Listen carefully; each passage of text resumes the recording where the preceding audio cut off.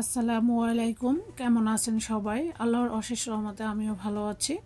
আজকে আমি তৈরি করে দেখাবো একটি উপকরণ দিয়ে দুটি অসাধারণ রেসিপি, যেটা কিনা ছোট বড় সবাই খুবই পছন্দ করে খাবে। আশা করি আমার আজকের এই সহজ রেসিপিটি আপনাদের অনেক বেশি ভালো লাগবে। যদি ভালো লাগে প্লিজ একটি লাইক দিয়ে ভিডিওটি দেখে নেবেন। তো প্রথমে এই জন্য আমি এখানে নিয়েছি 1 কাপ ভুট্টা। এটা খুব ভালোভাবে আমি শুকনো ন্যাকড়া দিয়ে ভালোভাবে মুছে নিয়েছি। এটা কোনোভাবে পানিতে ভিজানো যাবে না। তো অনেকেই বলতে পারেন যে এটা আবার রেসিপি দেখানোর কি হলো। যে কোনো কাজ যারা জানে তাদের কাছে সহজ, যারা জানে না বা নতুনদের জন্যই বলছি, অনেকেই এটা জানে না, তাদের কাছে সব কিছুই কঠিন। তো আমি আজকে এই সহজ রেসিপিটি নতুন রাঁধুনি এবং প্রবাসী ভেচালার ভাই ও বোনদের জন্য। আশা করি আমার এই সহজ ভুট্টার পপকর্ন এর রেসিপিটা আপনাদের অনেক বেশি ভালো লাগবে। যদি ভালো লাগে প্লিজ একটি লাইক দিয়ে ভিডিওটি দেখা শুরু করবেন। এর জন্য আমি একটি হাঁড়িতে প্রথমে নিয়ে নিয়েছি 3 টেবিল চামচ সয়াবিন তেল, দিয়ে দিয়েছি হাফ টিস্পুন লবণ বা স্বাদ মতো লবণ। এরপর আমি 1 বাটি ভুট্টা দিয়ে দিচ্ছি, দেখতে পাচ্ছেন। এখন আমি ভালোভাবে নেড়েচেড়ে নিচ্ছি। আমি ততক্ষণ নাড়বো যতক্ষণ না ভুট্টাগুলো 2-1টা ফুটে না উঠছে। এই তো দেখতে পাচ্ছেন আমি 2 থেকে 3 মিনিট হয়েছে অনবরত নাড়তেছি। এই অবস্থায় চুলার জাল মিডিয়াম টু হাই হিটে আছে। এই তো দেখতে পাচ্ছেন 3-4টা ফুটে উঠেছে। যখন এরকম ফুটতে শুরু করবে ওই পর্যায়ে ঢাকনা দিয়ে ঢেকে দিবেন, তা না হলে ছড়িয়ে ছিটিয়ে চারপাশে পড়ে যাবে।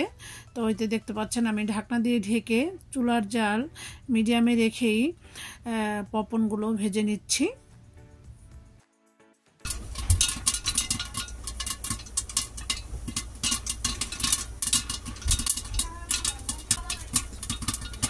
তো দেখতে পাচ্ছেন কিভাবে ফুটে উঠেছে।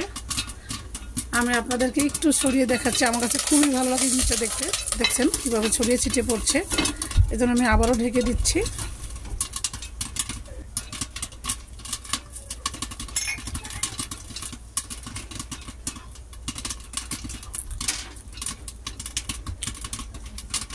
যখন দেখবেন পপকর্নগুলো 2-1টা করে ফুটে উঠছে, তখনও চুলার জালটা অফ করে দিয়ে এভাবে ঢেকে রাখবেন।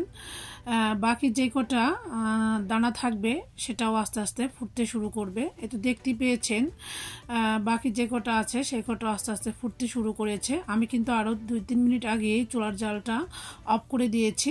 এখন আমি একটি ঝাঁঝরির মধ্যে পপকর্নগুলো ঢেলে নিচ্ছি। আলহামদুলিল্লাহ, মাশাআল্লাহ, আমার কাছে অনেক বেশি ভালো লেগেছে এই রেসিপিটি করতে।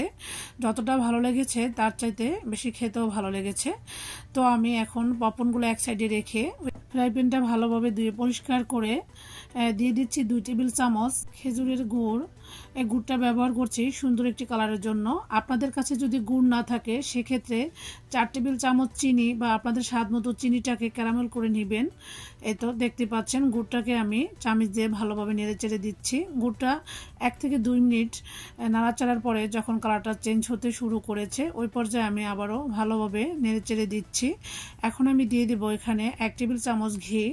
আপনারা চাইলে এই পর্যায়ে বাটারও দিতে পারেন, তবে তেল দিবেন না। বাটার বা ঘি দিলে এই পপকর্ন বাজার থেকে খুবই সুন্দর একটি ফ্লেভার আসে, খেতেও কিন্তু অনেক বেশি মজার হয়।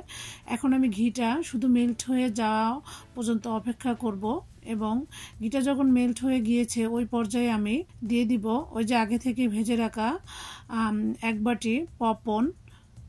তো এখানে আপনারা আপনাদের পছন্দ মতো পপকর্নগুলো বাড়িয়ে কমিয়ে দিতে পারেন। তো আমি 1 বাটি দিয়ে দিয়েছি, বাকিটা আমি আরেকটা রেসিপি করে দেখাবো। এই তো দেখতে পাচ্ছেন আমি পপকর্নগুলো ভালোভাবে নেড়েচেড়ে 1 থেকে 1.5 মিনিট নিয়েছি। এর মধ্যে আমার পপকর্নগুলো হয়ে গিয়েছে। এই পপকর্নগুলো ভাজার পরে খুবই ক্রিস্পি এবং মুচমুচে থাকে।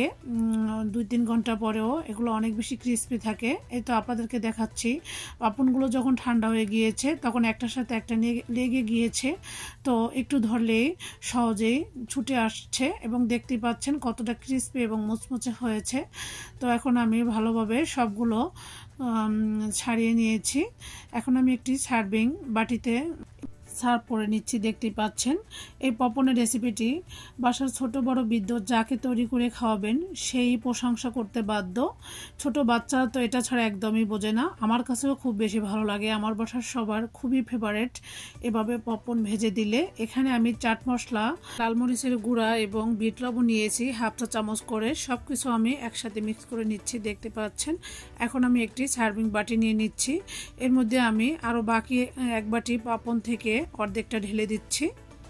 এরপরে আমি ওই যে আগে থেকে মিশিয়ে রাখা সেই মশলাটা ঢেলে দিচ্ছি। এখন আমি হাত দিয়ে সমস্ত মশলার সঙ্গে পপনগুলো মিক্স করে নিব। এভাবেও পপন ভেজে মশলা দিয়ে মিক্স করে খেয়ে দেখবেন, খেতে কিন্তু একদম অসাধারণ। তো দেখলেন তো, খুবই সহজে ঝটপট বিকেলের নাস্তায় তৈরি করে নিয়েছি অসাধারণ পপনের দুটি রেসিপি। আশা করি আমার এই সহজ রেসিপিটি আপনাদের ভালো লেগেছে। আজকের মতো বিদায় নিচ্ছি। আল্লাহ হাফেজ।